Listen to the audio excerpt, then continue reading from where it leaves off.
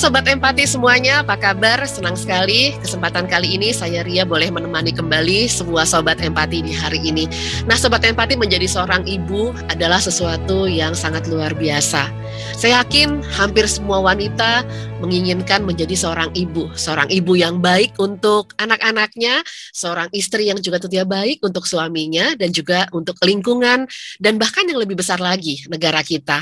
Dan kali ini saya bersama dengan seorang ibu yang sangat luar biasa, ibu yang memiliki anak berkebutuhan khusus dan tidak semua ibu memiliki kesempatan gitu ya dipilih untuk menjadi ibu yang benar-benar ekstra untuk mendidik anaknya, ekstra untuk mendampingi anaknya sejak dia lahir sampai dia besar begitu ya.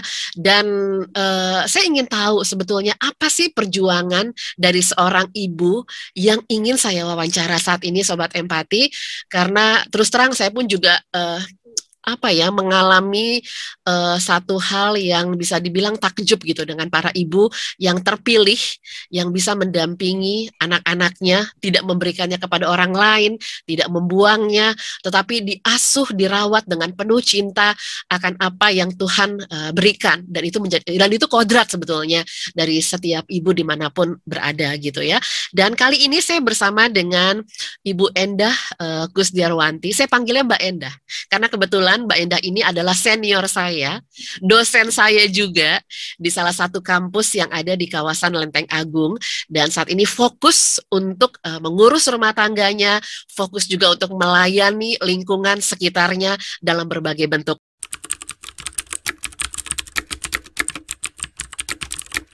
Ya, memang dari awal saya sudah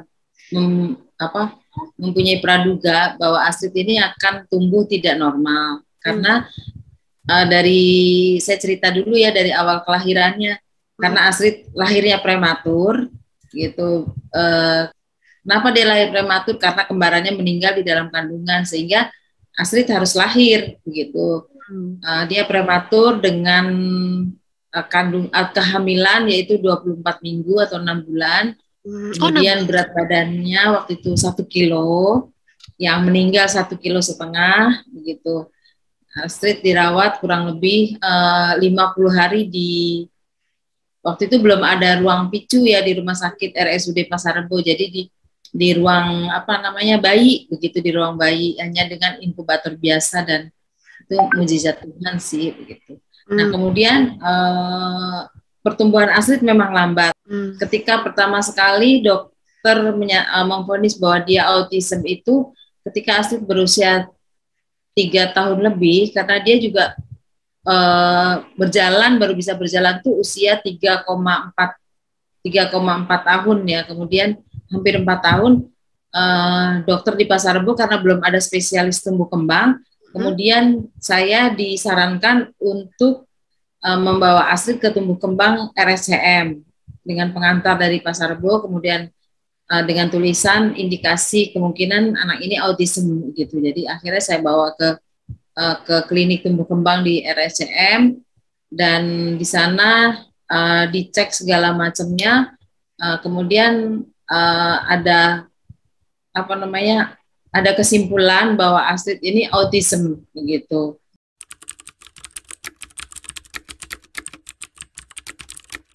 Waktu itu saya nggak sedih, tapi saya harus begini. Oh, berarti saya harus memanage Astrid ini dengan baik supaya dia kelak bisa mandiri. Dan waktu itu belum ada seperti sekarang ada sekolah inklusi. Akhirnya Astrid saya terapi dari usia 6 tahun saya terapi, dan saya juga ikut belajar.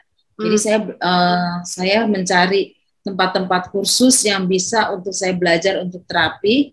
Karena kan terapi itu mahal ya, terapi ABA. Saya pernah datang ke Dr. Rudi Sutadi di Buncit, itu 1 jam zaman dulu aja udah 60 atau 70 ribu. Aduh, satu jauh. Kemudian yang kedua adalah biaya ya. Akhirnya saya belajar juga, saya ikut belajar, kemudian saya juga dapat beberapa sertifikat, saya juga bisa menjadi terapis ABA begitu. Jadi ya saya bersyukur dengan Astrid seperti ini. Itu juga artinya dia menjadi, kalau saya bilang, karena saya kebetulan orang Kristen, saya bilang dia ini menjadi bejana saya gitu. Akhirnya saya bisa dibentuk Tuhan juga, saya untuk belajar gitu. Setelah Astrid usia 7 tahun ini saya memasukkan dia ke sekolah umum, ke TK umum gitu, ke TK umum. Enggak, saya nggak menolak. Saya menyadari bahwa anak saya karena lahirnya prematur begitu.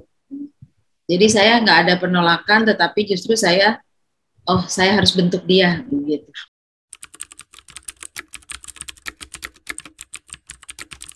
Setelah Astrid usia 7 tahun, ini saya memasukkan dia ke sekolah umum. Umur 4 tahun, itu dia udah bisa baca gitu, karena saya juga mengajari dia dengan metodenya Glenn Doman.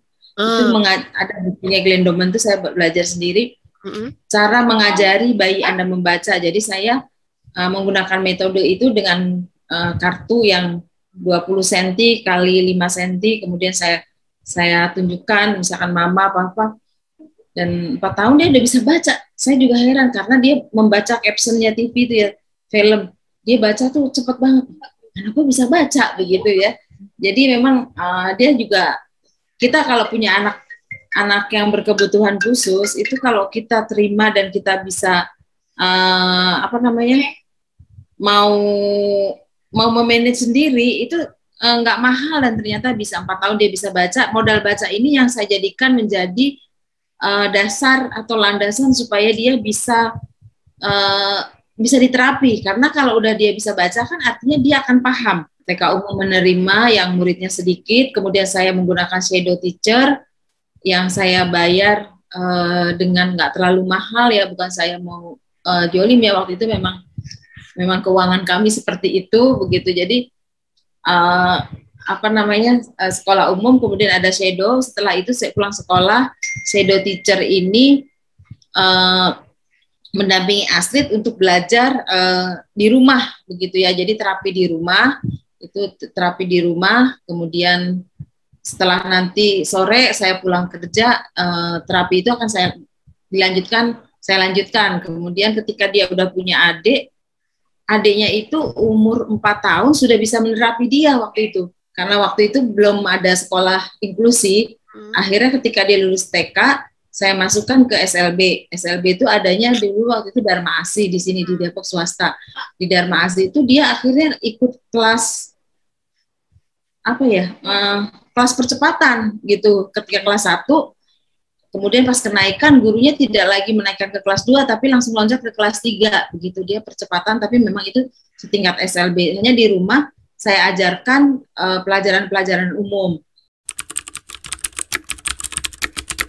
Dari kecil meskipun Astrid berbeda, saya nggak pernah sembunyikan dia dan nggak pernah dia itu saya taruh di rumah. Maksudnya saya tinggal begitu. Jadi kemanapun juga saya selalu bawa.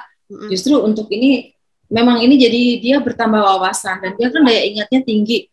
Sekarang juga dia seperti navigator saya. Kalau saya nyupir tuh, kalau mau ke sini beloknya tuh ke kiri, salah kalau saya ke kanan begitu. Jadi dia seperti navigator saya dan dia selalu ingat gitu loh, supaya dia selalu berjaga-jaga jangan sampai saya itu salah gitu. Kalau saya salah dia bilang, buka dulu bahasa sini aku yang baca gitu. Jadi ya saya bersyukurnya seperti itu. Saya nggak pernah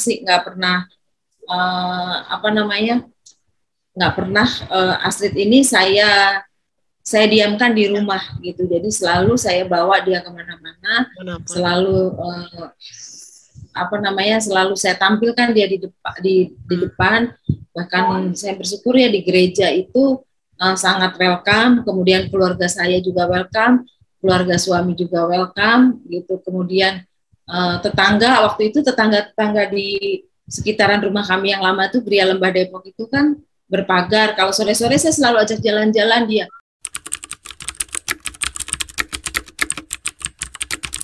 Karena dia perempuan kan ini Ri.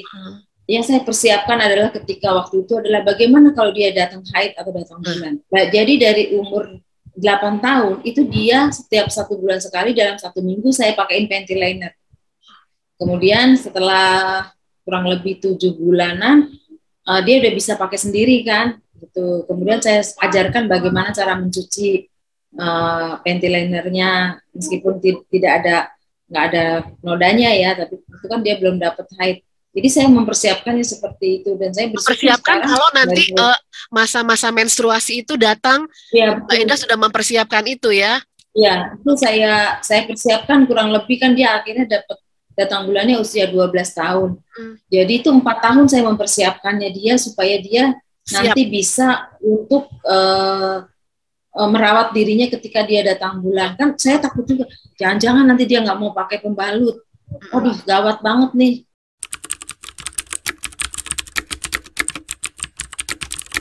Seiring berjalannya waktu kan Bang Parlin, suami saya kan udah, karena kan jauh tuh di luar negeri ya gitu. Karena kan di kondisi gitu kan biasanya kan kita butuh pendamping kita ada di tengah, ada di samping kita gitu. Nah ini kan Bang Parlin ke Paris, otomatis kan Mbak Indah harus berjuang sendiri kan gitu. Ya, saya memang harus berjuang sendiri ya, tapi memang bersyukur karena ada Belinda ini. Oh ya.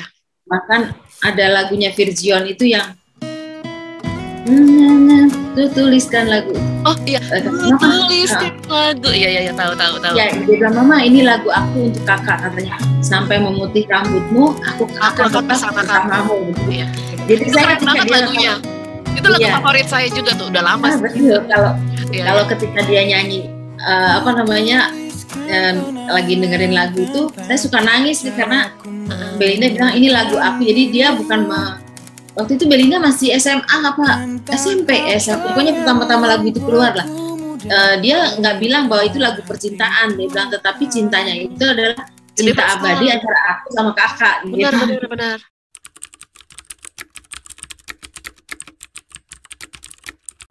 Ini kan anak seperti ini adalah anugerah yang pertama ya. Anak ini adalah anak anugerah. Kemudian pesan saya kepada orang tua, yang pertama adalah tentu kita berdoa, karena satu lagi saya religi saya adalah ketika dia jam 12 malam tidur lelap, saya berdoa betul-betul, saya mohon kepada Tuhan supaya Tuhan bisa menolong saya mengubah anak ini. Tuhan, saya serahkan sama Tuhan. Saya nggak minta sama Tuhan, tapi saya serahkan sama Tuhan. Tuhan mau bentuk apa anak ini gitu. Jadi saya selalu minta kepada, nggak minta, tapi saya berdoa, saya menyerahkan kepada Tuhan, dan itu saya lakukan hampir sekitar 2 atau 3 tahun ya. Kan ketika Astrid marah atau tantrum tuh, bukan dia nggak pernah tantrum ya, dia juga tantrum, dia suka minta didoakan gitu. Kemudian jangan sekali-sekali untuk anak yang berkebutuhan khusus ini kita melakukan kekerasan. Jadi apalagi menolak ya Mbak. Ya, apalagi menolak. Kalau anak-anak autis ini menyebalkan banget. Dan saya nggak pernah namanya nyubit, gitu, mukul, itu nggak pernah saya nggak pernah sama sekali. Sehingga anak ini juga tidak melakukan hal itu kepada orang lain. Benar. Gitu. Jadi dia nggak tahu caranya mukul itu gimana. Gitu. Ya itu. Kemudian kalau ketika ada vonis bahwa anak kita kebutuhan khusus atau khususnya autism, kan anak autis itu kan mukanya cakep-cakep ya, cakep, nggak kelihatan gitu. Itu kita jangan menolak, nggak apa-apa ntar juga bisa gitu. Jadi sekecil apapun juga kekurangan dari anak kita harus mulai warning, kita mulai persiapkan dia gitu.